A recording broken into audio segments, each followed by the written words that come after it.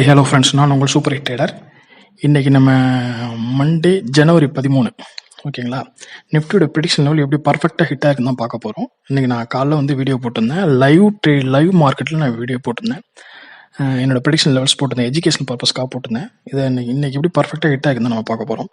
நான் காலையிலே சொல்லியிருந்தேன், இந்த 23,100 to 23,171 வரைக்கும் ரிஸ்க் ஏரியா, இல்லை என்ட்ரி எடுக்காமல் இருக்க தான் சேஃபு. நான் என்ட்ரி எடுக்க மாட்டேன்னு சொல்லியிருந்தேன். அதே மாதிரி பார்த்தீங்கன்னா 23,210 உடச்சிட்டு சரன்னு அப்படியே வந்துச்சு, கீழே வந்துச்சு.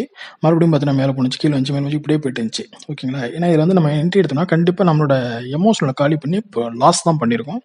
அதனால் அதில் என்ட்ரி எடுக்கக்கூடாது.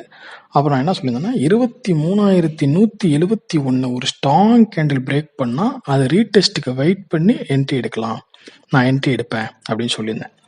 நீங்கள் பார்த்தீங்கன்னா இந்த பாருங்கள், ஆல்மோஸ்ட் இங்கே ஸ்ட்ராங் கேண்டில் 23,171 பிரேக் வந்திருக்கு, வெளில வந்திருக்கு. ஆனால் அந்த 171 கிராஸ் பண்ணல. அதனால அந்த ஸ்ட்ராங் கேண்டில் எப்பொழுதுமே கன்சிடர் பண்ணக்கூடாது.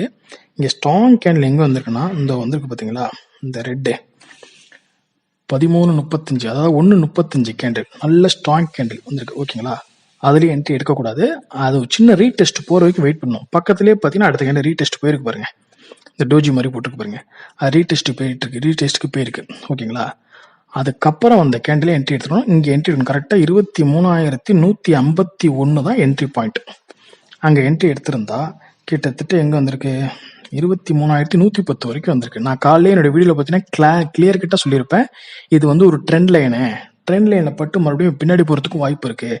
அதனால் அதோட வெளில வந்தது ரொம்ப சேஃப்டின்னு சொல்லியிருந்தேன். நீங்கள் பார்த்தீங்கன்னா கிட்டத்தட்ட 110 to 151, 20, 30, 40, கிட்டத்தட்ட 42 பாயிண்ட் நமக்கு ப்ராஃபிட் கிடைச்சிடும். 42 பாயிண்ட் எவ்வளோ பெரிய ப்ராஃபிட்னு உங்களுக்கே தெரியும், ட்ரேட் பண்ணுறவங்களுக்கு தெரியும். ஓகேங்களா.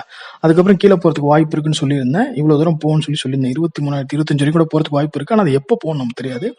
இதோட அந்த 23,111 வெளில வரதான் சேஃப் அப்படின்னு நான் சொல்லியிருந்தேன். அதே மாதிரி பார்த்தீங்கன்னா அங்கே அந்த 23,111 அந்த ட்ரெண்ட் லைனை பார்த்தீங்கன்னா எத்தனை தடவை ரீடெஸ்ட் பண்ணியிருக்கு பாருங்க. நீங்கள் பார்த்தீங்கன்னா உங்களுக்கு தெரியும், இங்கே பாருங்க எத்தனை தடவை ரீடெஸ்ட் பண்ணிருக்கு. 1, 2, 3, 4, 5, 6, 7, 8 கேண்டில் ரீடெஸ்ட் பண்ணியிருக்கு. ஓகேங்களா. இது வந்து கீழேயும் வந்திருக்கலாம், மேலேயும் போயிருக்கலாம். அதனால வந்து அது எப்பொழுதுமே ட்ரேட்ல வந்து சேஃப் சோனில் ட்ரேட் பண்ணி வெளில வரதான் இருக்கிறதுலே வந்து புத்திசாலித்தனம். அந்த ட்ரெண்ட் லைனை டச் பண்ணனே வெளில போயிட்டாலே நமக்கு 42 பாயிண்ட்டுக்கும் போது அதுவே பெரிய பாயிண்ட்ஸ் தானே. ஓகே ஃப்ரெண்ட்ஸ், தேங்க்யூ, பாய்.